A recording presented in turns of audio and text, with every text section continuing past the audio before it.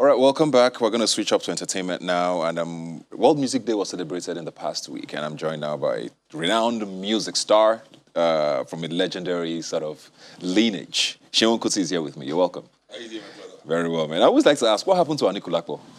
Anikulapo is there. He's people that just like to say Seun Kuti all the time. Like I try as much to produce all my records. Seun Anikulapo Kuti, but stage name. My brother, even my dad was Fela Kuti. Yeah. You know, like when you do your thing, it's just easier. Yeah. Very well done. But it's all we are still Anikulapo. Okay, at least we have not thrown it away. Let me just start with something that's, of course, been in the news recently now. Your talk about Wizkid at the Grammys. Because I think it's very important that we clear up what you wanted to, what you meant to say. I've ended the issue yesterday. Okay. I did a video, 52 minutes. Anybody that is interested can check it out. I mean, and there was, there's no issue there. But so why did you feel the need to bring it up in the first place? I didn't bring it up. The media brought it up. The bloggers, after Nigerian politicians, kidnappers and bandits, the third biggest problem in Nigeria is bloggers. They are, and not just generally the media, creating conflict where there's no conflict, just for their own personal benefit, and for me that's quite sinister, Even when we look at the disharmony and disunity in Nigeria today, these southern elites who control the media entirely in this country. The media in this country is owned entirely by southerners. Majority, at least 90%, being able to convince their young people that the problem with this country is not them and their own excesses, but the excesses of the northerners, and it's so sinister how they want to use this, and they bring that divisive narrative from the media right into every aspect of our lives, from our friendships to our relationships to our professional relationships, personal relationships. I mean, between colleagues, artists, between communities, ethnicities, whatever. They make sure. I mean, and you have to applaud them if that's how they want to eat in Africa. Good luck to them. So just to clear it up, is Wizkid a Grammy winner? Yeah, I mean, nothing changes that for his music video. I was talking about music. Okay. Like only 4 musicians have had their music nominated. And no amount of Buhari's children's wailing can change that. I also have a friend, who has won the Grammy 20 years ago, a Nigerian engineer. Yeah. So I might say, I don't know, a man. He's a Nigerian boy like all of us, Omo Ikuni. He engineered one of these big hip-hop albums and won a Grammy for engineering that. The Grammy is so wide. Yeah. I was talking music and everybody just wanted to, maybe in their mind they wanted to shade Wizkid and wanted to use me. The Nigerian media, they are like that. I see you're not the press of the media. You're not a fan of I'm not of the Nigerian, because... Why is that though? Because I mean, as much as I see where you're coming from, or where I might see where you're coming from, it's also very important. You also hold them, you find them important enough to grant interviews and use them. We can't just allow only their negative narrative to stand. I hardly grant interviews also. I mean, last week, this week, Robbie Minds and you are my friend kind of. And so I can't say no, but I say no to a lot of interviews. I have my own radio show. Whatever I want to say, I say it by myself. Yeah. I saw the media of Nigeria misrepresent my dad for 58 years, So I'm not disillusioned when I understand that the press simply means press you down, Not really, but... I know you defend your field, but I'm telling you, if Nigerian media...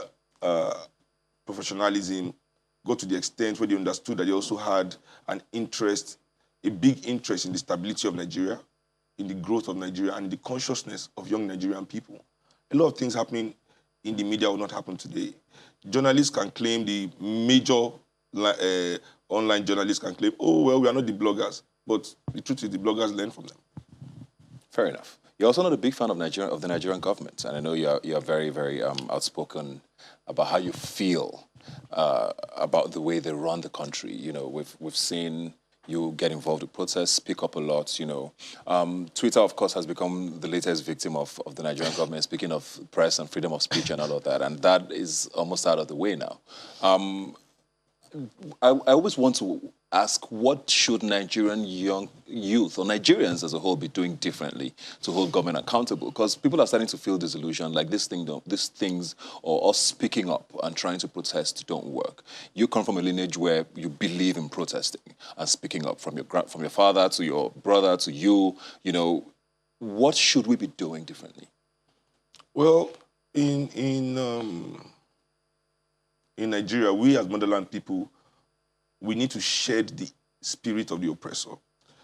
It is not a very easy thing to do because it takes a lot of self-reflection. And with self-reflection, you know, some people end with self-doubt and they don't want to linger there because it takes a lot of energy to power through that doubt to get to clarity. You understand? Because we're all educated by our oppressors. They set themselves as example of the society. So we find ourselves, even though we are oppressed, mimicking the oppressor. You know, I mean, there's no way in Nigeria today that our money can be laundered without the assistance of our bankers. There's no way people's homes can be displaced without the help of civil servants. There's no way people can be abused on the street without the help of policemen and military men. There's no way our educational sector can be destroyed without the help and connivance of our lecturers and vice chancellors.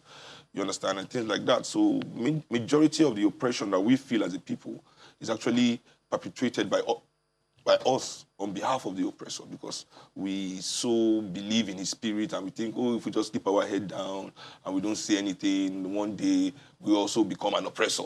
You know, so everybody is kind of an oppressor in waiting, you know, just waiting for our chance while we are complaining when it touches us. So you find Nigerians are only willing, you know, to agitate against those things that doesn't Directly affect them. So if the oppressors understand that the Nigerian professional class, they don't care about the destruction of public education as long as you can give them private education. You know, they don't care about the destruction of the public healthcare system as long as they have private healthcare system and they can travel out. You know, they don't care about the bad road as long as they can give them some money to buy jeeps. They don't care about the no light as long as they can buy gen, you know, keep the diesel, you know, relatively affordable for their class, you know, while you price kerosene completely out of the reach of the poor and everybody keeps quiet. You know, you don't see Nigerian professionals who never go on strike one day because babies are dying in the hospital. You understand? Every week this year, we've had a tanker explosion. So let me just use this tanker explosion as an analogy to show you how the press and the professionals of Nigeria continue to fail the people. Bandits kidnap 5. Headsmen kill 5. It's terrorists. Headsmen are destroying us. Bandits are destroying us. Kidnapper kill. Every week. This year, one tanker has exploded in one place in Nigeria. Now to the extent that one tanker even exploded right in the middle of the city of Ikeja, here and in front of Sheraton. Killed 3 people, injured 25, destroyed all the businesses there. You never hear the media say, billionaire owner of tankers are killing Nigerians. You never hear them say, billionaire tanker owners are terrorists. You never hear that, because if we're judging by how much they make and how they are unwilling to invest in proper transportation of their goods, putting Nigerian people's life at risk with untrained drivers working extra long hours, tired on the wheels, sleeping, working for less pay, in bad health, cannot really concentrate on their job. The machine itself is old and dilapidated, cannot really do the job that it's meant to do. It's forcing itself through the streets. The bad roads they don't invest in. You know, who shapes the narrative in that way? It's shaped as a singular crime that is almost like a mistake. You know, almost like a mistake. You know, nobody's at fault.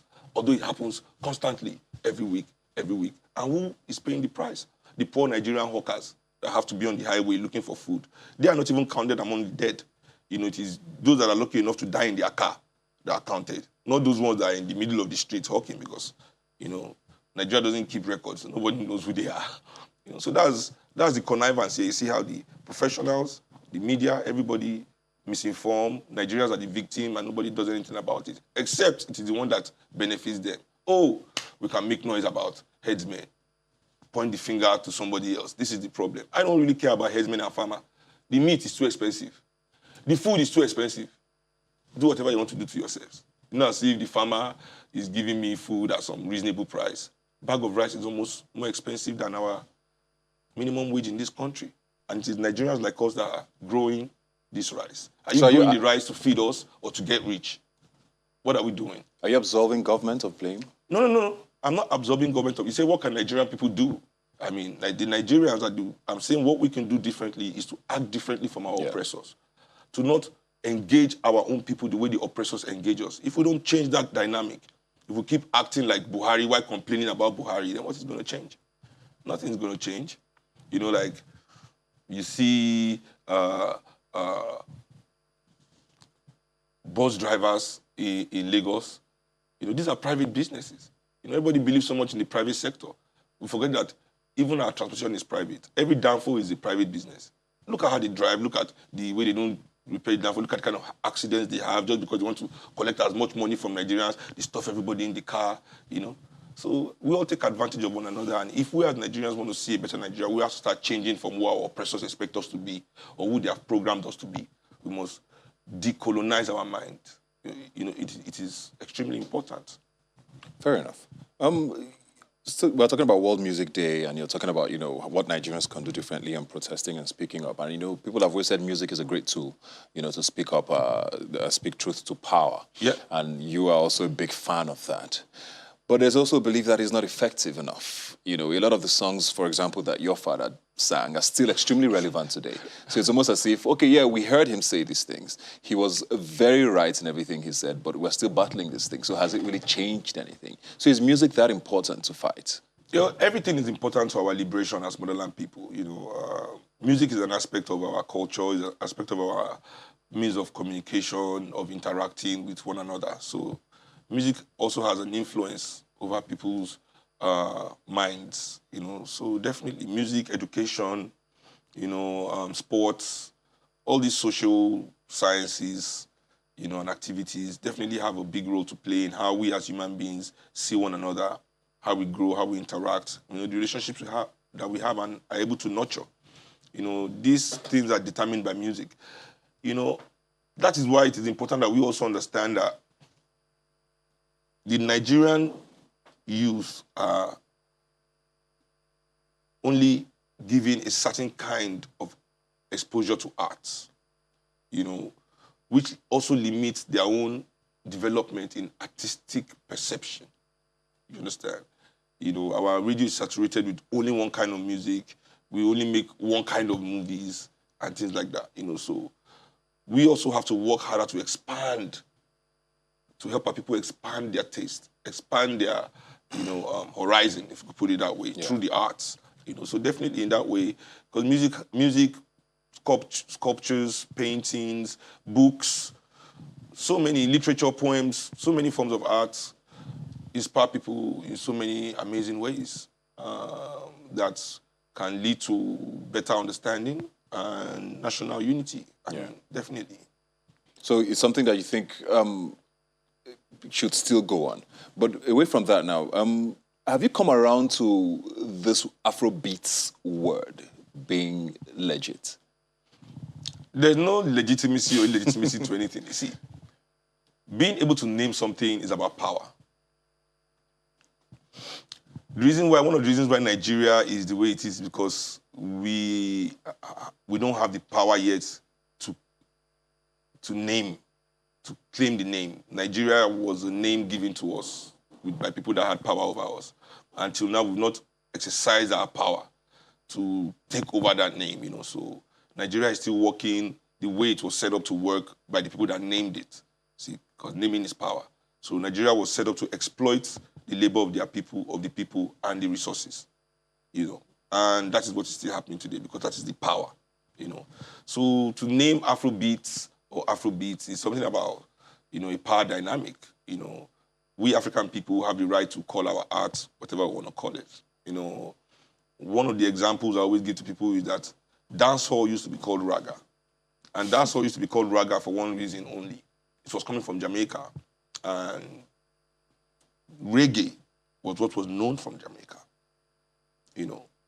So raga was standing on the shoulders of reggae music, and today is dancehall. Nobody says raga anymore. I've not heard raga in 10 years. Yeah.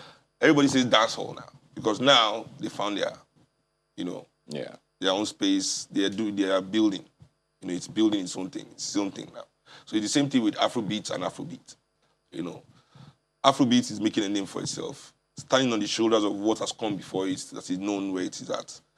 You know, so Afrobeats it is. Is Afrobeats one sound, though? Afrobeats and Afrobeat are not one sound. Yeah, just no, it's the way reggae. Afrobeats. You know, when we hear Afrobeats, people just equate it with Nigerian music. Yeah, but it's not just Nigerian music. It's African pop music. I mean, it's only not... Or African music. Yeah, it's not just Nigerians playing it. Ghanaians are playing it. Which is why it's so weird, because it's like, Yeah, how but- is all of this one sound? Yeah, because Nigerians are the biggest proponents. That's why, you know, we were like the major people putting it on the map. And let's not let our heads swell as Nigerian artists thinking we are doing something special. It's special, but we were only able to accomplish it because the Nigerian elites are the only elites I know in the world that spend more on entertainment than they do on education. I'm not joking. How do you mean? Check it. There in the statistics. Lagos alone is 5 billion naira every week for parties. Budget. Every week, Lagos alone, not the whole Nigeria, just Lagos. It's 5 billion a week spent on wedding parties, you know. And with this comes a event planner, tailor, musician, MC. It's a booming sector. It's a It's an amazing. But Unilag is still looking for 2 billion naira endowment for how many years? I don't know if they found it. They've been able to raise it up till now. You know, so please, you people, try and help Unilag if you've not done so already. I'm sure you've not, because I still saw the advert some months ago in the papers. Please help Unilag, you know, before your next wedding party. No, but I mean, I get what you're saying. it's the truth. When you know that Harvard alone has a $65 billion endowment fund, doesn't even have to look at the government to run its For anything. grant or anything. You know, the elites themselves understanding that perpetuating their own image and their own ideology in their society is what secures their own future as the elite of the country. Make sure that they sponsor all the grants, everything, so they can shape the narrative, you know. But our elites here allow the narrative of their own nation to be shaped by outsiders, you know, and it's a huge flaw, you know, while they are enjoying their parties. It's not just the elites. I guess it's every Nigerian. We just like to relax. But let's quickly go into It's not every Nigerian. What's Some coming, Nigerians can't afford what's to coming relax. for Seun Kuti? What's up for you for the rest of the year? What are you working on? Well, I'm happy COVID restrictions are finally like ending. You know, I'm about to do my new record. And after my new record, you know, whatever comes next, comes next. The next plan is the new record, though. Okay. You know, because we've been... And then also, politically, we're working on an MOP, a Movement of the People. Is that a political party? Yeah. Okay. We have out of the 24 reps we need in the States, I think we raised 14. We have 1,500 volunteers now. It's growing faster than I thought. So I'm really happy. So are you going to run for office? No, I'm the chairman of the party, you know. Chairman Seun, you know, recognize. But right now I'm pro tem chairman. My plan is as soon as we have our convention, I can win the election, the primaries, and be confirmed. Will you run for office? No. The Not problem ever. with Nigeria is that everybody wants to be in office. We don't understand that. And you're not interested in that? Yes, the real politics is party politics. Because the party is where the policies come from, where the ideology is developed and nurtured and protected. You know, one of the problems with Nigeria is that there's no national orientation. You know, we as Nigerians, let me put it this way. You ask a young man at the age of 17 in high school, what are your dreams of the future? You know, and he's a Nigerian. You say, I want to marry, get money, build house, have kids, take care of my parents. Ask him at 45, it's the same thing he's going to tell you. And none of these plans will be, the development of Nigeria, the emancipation of Africa from imperialist clones. None of this, you know, you understand, but this is a failure of the political and business elites of Nigeria, you know. So these are the things that we must change to understand that for our nation to actually develop, for our nation to grow, it has to be our dream. Yeah. It has to be our dream. Without it being our dream as the people of this country, it can't happen. Somebody else cannot dream it up for you. So that's why when people ask me, oh, Seun, what are we doing? I'm like, no, what are you doing? Because if you're not doing anything, then nobody's doing anything. That's a perfect way to wrap it up. Thank you Yeah. very much for being here today. Thanks. Good luck with the politics. Yeah. I think that's quite exciting. Looking forward to what comes out of it. They say you never really go into politics and come out clean enough. Yeah, well. So hopefully they don't stain your whites. Listen, Literally. living to go. We as need a to go. Nigerian alone is enough for that. We're going to take a break now. I'll be right back. Please Thank stay you. with us.